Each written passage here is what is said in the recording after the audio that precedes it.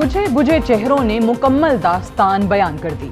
Netanyahu की बात की जाए या इजरायली वजीर दिफा योआव गैलेंट की, दोनों के चेहरे ऐसे उतरे हुए थे जैसे अहदाफ हासिल नहीं किए जा सके, वो कामयाबी नहीं हासिल की जा सकी जिसकी तवक्को की जा रही थी।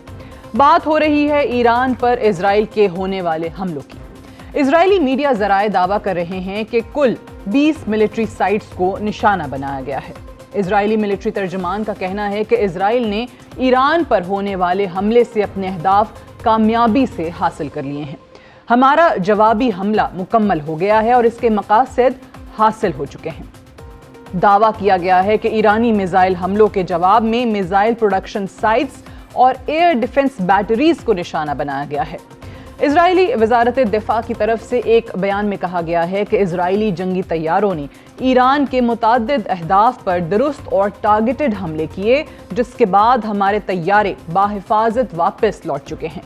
इजरायली हमलों के नतीजे में ईरानी वक्त 2:30 बजे पहले धमाके की इत्तला मिली थी, जिसके बाद ये सिलसिला 4 घंटे तक चलता रहा।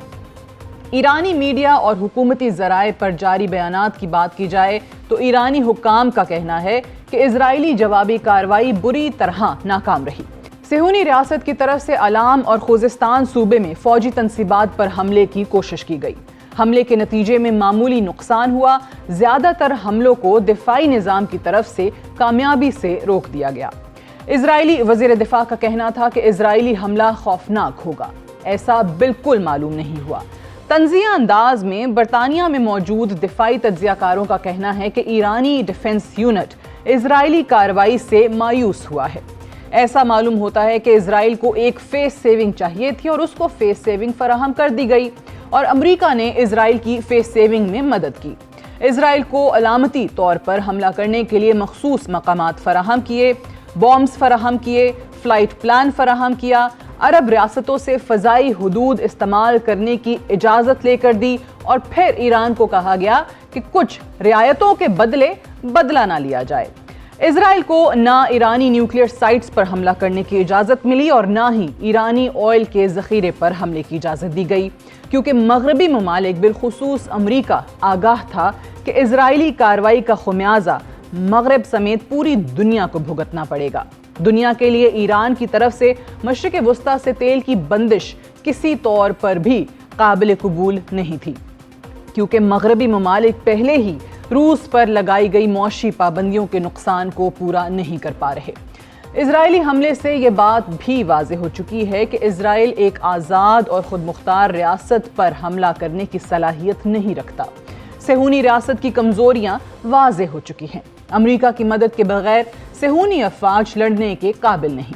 सेहूनी रियासत दूसरे ईरानी हमले को बर्दाश्त करने की ताकत नहीं रखती। इजरायली वज़ीर आज़म नेतन्याहू का कहना था कि इजराइल ने ईरानी मिसाइल सिस्टम की मुनासबत से अपना डिफेंस बेहतर कर लिया है और नए डिफेंस सिस्टम को इंस्टॉल कर लिया है, मगर हकीकत यह है कि अमेरिका का दिया गया थाट डिफेंस सिस्टम भी ईरानी मिसाइलों को मुकम्मल तौर पर रोकने की सलाहियत नहीं रखता। थाट सिस्टम की दुनिया भर में कुल 9 बैटरीज बनाई गई हैं और अगर सबकी सब भी इजराइल में इंस्टॉल कर दी जाएं तो तब भी इजराइल का दिफा मुमकिन नहीं। थाट में एक वक्त में 8 मिसाइल लोड किए जा सकते हैं और मिसाइल सिस्टम की रीफिलिंग भी एक दुश्वार और तवील मरहला है। अगर ईरान से एक वक्त में 100 मिसाइल फायर किए जाते हैं तो मुकम्मल 9 बैटरीज की मदद से सिर्फ 16% यानी 16 मिसाइलों को रोका जा सकेगा। 84 मिसाइल फिर भी अपने टारगेट को हिट करेंगे। पहली बात तो इजराइल के पास 9 बैटरियां नहीं। दूसरा, एक मिसाइल रीफिल की कीमत $12.6 मिलियन बनती है, जो एक लंबी जंग में किसी भी मुल्क की इस्तात से बाहर है। इजराइल किसी सूरत दूसरा ईरानी हमला बर्दाश्त करने की सलाहियत नहीं रखता और ना ही ईरानी मिसाइलों से मुकम्मल दिफा मुमकिन है। इजराइल सिर्फ और सिर्फ कमज़ोर, बेबस और लाचार फ़लस्तीनियों को मारने की सलाहियत रखता है, जो अपना दिफा करने की पोजीशन में नहीं है।